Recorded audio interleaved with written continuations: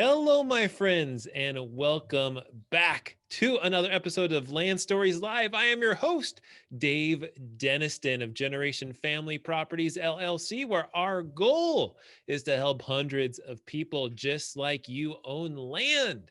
And of course, we would love to tell your land story. Well, today I have the honor of having Kristy back with me. Hey, Kristy. Hello. Well, we're flipping the tables. You are Yes. interviewing me, and I have no Yes. idea what you're going to ask. I have no idea what we're talking about, but we'll go. So it's your show. You lead. Yes. What Yeah, would you because like you're to always asking the questions, but nobody knows anything about you. So do? it's only fair. Don't be nervous. They're easy questions, All and right. it's All right. questions that I actually want to know the answer to. So I figure other people will too. Okay, first question is a really easy one. You probably get it a lot, but I don't think I've ever asked you. So, what got you interested in starting your land business? Because I know you're a CFP and you do all of that, but what got you interested in doing this? Yeah. So, several reasons. Long story short, my wife and I had our youngest daughter, and she was super duper duper premature. So she was less than a pound when she was born. Oh, She was goodness. 12.4 ounces. This was all the way back in 2012 now. So this was 8 years ago. She's doing great now. You'd have no clue that had happened to her. And I was motivated to give back to doctors. And so I have another podcast called The Freedom Formula for Physicians that I established after my daughter was born.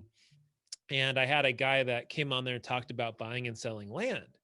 And I had back in college, I'd helped to manage a couple of rental properties for my parents. And I liked real estate, but I had a horrible experience with renters. And so I did not want to do like that kind of stuff. I'm not like a handy guy. So I'm not, I'm a Boy Scout. As a matter of fact, I'm an Eagle Scout, but I can't nailing stuff together. I can do it, but the first couple of times it'll come in crooked. and Okay. and so like fix it stuff, fixing and flipping houses wasn't for me. But land, I'm a numbers guy at heart, and I'm an analytical guy. And so the idea of analyzing land, not having to worry about toilets and termites and Yeah. fixing stuff, that appealed to me. And then started doing it. So I started out just doing a couple properties, and it was so awesome just how excited people were. And I really realized pretty quickly how great a business this is for, of course, making a profit, but then secondly, helping people. Really, Mhm. so many of our clients are people that have rented their whole lives and they've never owned something. And here we are able to set up something with monthly payments that they actually own. And it's been such a joy just helping people. And so that's the somewhat long version of how I got into land and why we're doing Cool. Okay, next question, kind of on those lines though. So, where was your first property that you ever bought, and how long did it take you to sell it? So I actually started to buy land or tried to buy land in Apache County, Arizona. So it was actually the first place I ever went to. And as well as Pershing County, Nevada. Those are the first two. And I had one guy that ended up having a property being foreclosed on by the county, and he was trying to sell it to me at the last minute. Um, and so I finally had success buying properties in Costilla County, Colorado, Okay. which is a place we've done a lot since. I was able to buy there, I was able to sell there, and then it just kind of grew organically where someone said, "Hey, I also have properties in Klamath County, Oregon. Hey, I also have properties in Navajo County, Arizona. Would you be interested in those?" And I had my eye on a few places, and just ended up spreading over time. So moved from Costilla County to all around that to New Mexico now, and Arizona and Oregon. Cool. Okay, and then when you're looking at properties all over, what are some of your deal killers? Things that when you see, you're like, nope, I pass. I don't want to buy that property. Well, there's a few things that'll kill it for us. One of the things is back taxes. So, or a whole bunch of back road HOA dues. Now, there's a certain tolerance of what we will take on. But if someone has 10 years worth of back taxes, where the taxes are worth more than we're offering for a property, Yeah, that's a it's hard not gonna pass.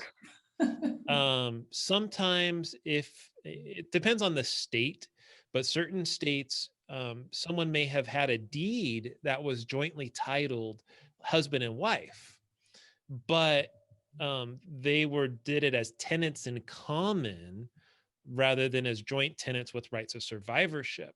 With tenants in common, you have to go through probate, which Mm, ends up being more than we would ever pay for the property. yep. So if it's joint tenants with rights of survivorship, it bypasses probate. We can just send in a death certificate and it's easy.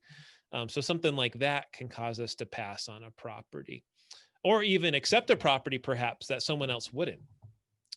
If a property is worth enough, then we might go through probate or quiet title or something like that to invest more money into a property, but just have to wait around for it. Other common things might be if a property is like really, really steep. If we're looking on Google Maps and it's like crazy steep, that will knock out a property for us. Other things might be sometimes people own property jointly with a relative that's like a cousin, and um, they have no idea who that cousin is. So, if both people can't sign for it, there's nothing we can do about it. Um, so that's like a partial interest someone's trying to sell us. We don't want a partial interest. We want the whole enchilada if we're going to take it. What are other things? Sometimes it might be there's lack of access. So having legal access is something that is extremely important to us at a minimum, meaning that you can see on the county maps that there was a road that's supposed to go there. So if someone doesn't have legal access, that'll knock it out for us a lot of the time. Okay. Some properties may not have the direct physical access. You can see on the picture in back of me, there's a road. That's physical access. Well, just imagine where, up over here, if there's supposed to be a road, but clearly there's not in this picture. We may buy it, we may not buy it. It just kind of depends on where we're at and what kind of deal we can get to be able to pass that on to a potential buyer. So legal access is something that's extremely important for us. Physical access, we want to have the vast majority of the time, but we make exceptions here and there of properties that don't necessarily have a road right to them. Like you see this one here. Cool. Okay, now this is one we talked about earlier, and I said, no, stop. Because I want to know this too, and I get this all the time. I get this question, and I was like, I don't know, I've got to ask Dave. What are the next states that you're going to start tackling, apart from our normal Colorado, New Mexico, Arizona, Oregon? What's next? That's a good question. Yeah. So right now, for the foreseeable future of the next month or two, we're going back to some of those same states. I live here in Minnesota, and we started buying some property here. So we're actually going to be buying some more stuff in Minnesota here, at least try to. We'll see what happens with it. Well, who knows what's going to happen? But part of the problem I found into was that I wanted to get into more states, but then I did my tax return and I figured out I have to file taxes in every state that I buy and sell land in, if it's more than like a couple properties. So that's really dissuaded me from doing more because it costs me more. It's more a headache to track. But if I can do it in a big way, it can make sense. Yes. So in the next year, I'm hoping I have some new partnerships I'm forming with other people. And I'm hoping we can get into Florida. I'm hoping we can get into Texas. So those are two states on the immediate that I would love to get into but we got to do it in a big way. We can't just buy like one property. You know, we have to be able to buy 20 or 30 or 40 to have it make sense financially for me, and having to do the hassle of the tax returns and pay more taxes in other states and stuff like that. Oh, I didn't even realize that was a thing. Okay, and then my last question. So you were just in Colorado last week, and you actually got to visit some of the areas that we sell property in, which is super cool. And you said that Wild Horse Mesa was your favorite. Yes. I'm curious as to what you liked about it. So I went to Costilla County for a tax lien auction, which is a new way how we're trying to acquire properties, is through tax liens. And if someone hasn't paid their taxes, then foreclosing on them. And so we went out to Costilla County, and I stayed in Forbes Park, beautiful Forbes Park, where you own a property. And I love Forbes Park and getting around there. There's the back half, the south half, had no fire go through it. The north half did. And I can see, you know, a lot of things are popping back up in Forbes Park. What I like about Forbes Park is their street signs are clearly marked. That's easy to find land. It was a little more hilly in Forbes Park than I was actually expecting. I knew parts were hilly, but actually going there in person, this is my second or third time going out to Forbes Park myself. It was a little more hilly than I expected. Certain properties are a little more flatter. You have gorgeous mountain views. Others, you don't have mountain views. So, and then you're in an HOA, which I don't mind as someone that buys and sells land there, but that drives some people away from it. So that's why Forbes Park to me would be a close second, because of those reasons. Some of the hilliness, the fact that not every property has like a mountain view on it. I went out to San Luis Valley Ranches, which is an area where we bought and sold a ton of land out there, and we got more coming. And of course, out there you have plenty of space, you know, just lots and lots of space. I found it pretty easy to get to properties. Google Maps led me on a couple of bad directions. So there were supposed to be streets where there weren't streets. And so it was like, turn left here. I can't turn left. There's no street to turn left on. And so that was a little frustrating out there, but there's gorgeous mountain views.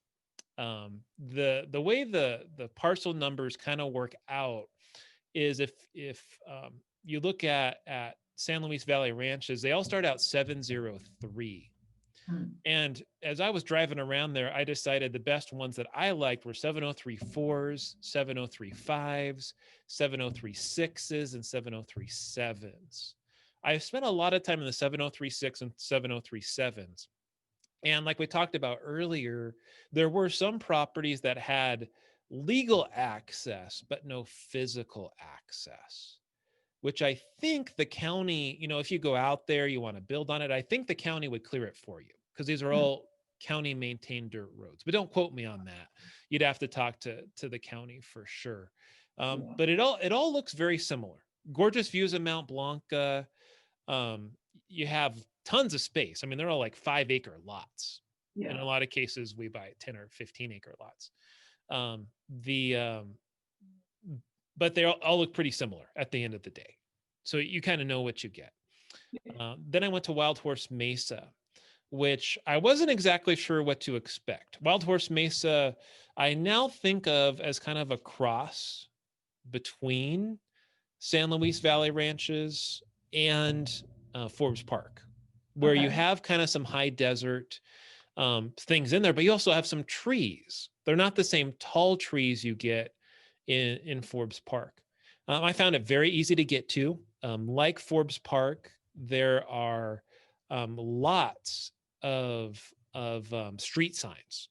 So it was very easy to get around. I had no problems with physical or legal access on the properties that I was looking at.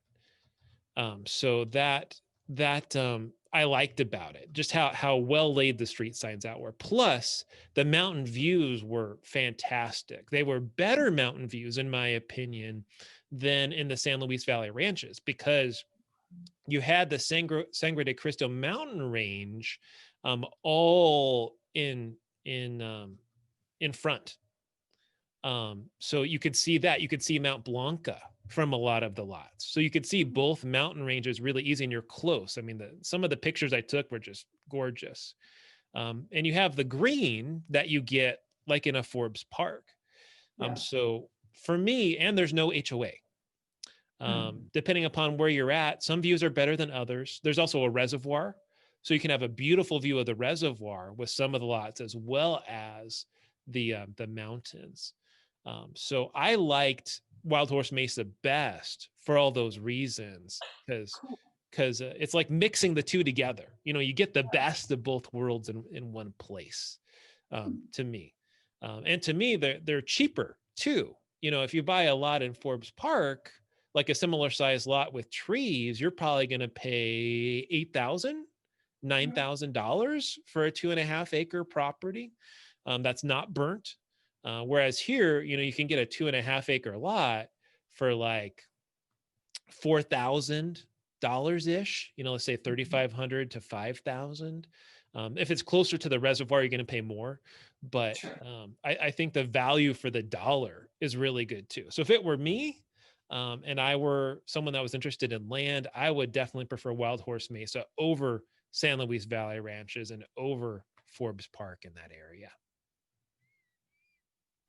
That's all. I'm so glad you got to go, because we only ever get to see the picture. So it's nice to now have firsthand experience.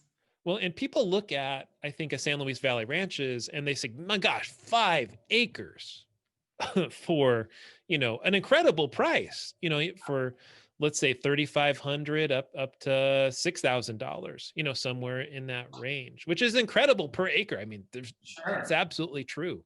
But I think Wild Horse Mesa really is underserved in the land community as being a really nice place where, for a similar price, you get some trees on it.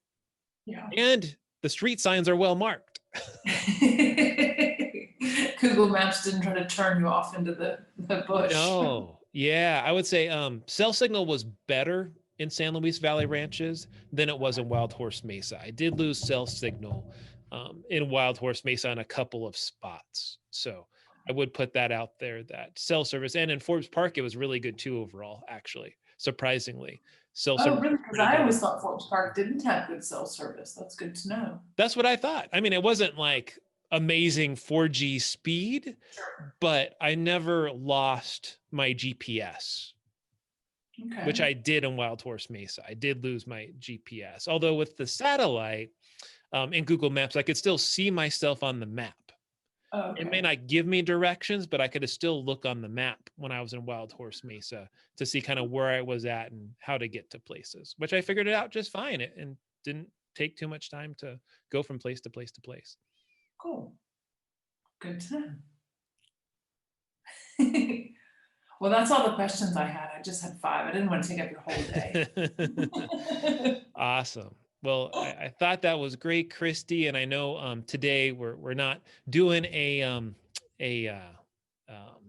featured property, but we did have an incredible sale that happened over Thanksgiving. So everyone, we're probably going to do it again over Christmas. Do you want to speak to that at all? Well, and today we still have a sale going. So it's the Cyber Monday sale today, which is we'll pay your December payment for you. So you can pay the down payment today, but then you don't actually have a payment until the end of January. So that's kind of cool. So that's the special for now. And then in December, we are going to pick a few properties around Christmas and discount them probably by about 20%. So you'll have to keep an eye out on those emails to see which properties we pick. All right, everybody. There we go. Any other final thoughts, Kristy? Anything to talk about? Are we good? All good. All right, my friends. Well, that wraps up this episode for today. Tune in every Monday around 11:30 a.m. Central.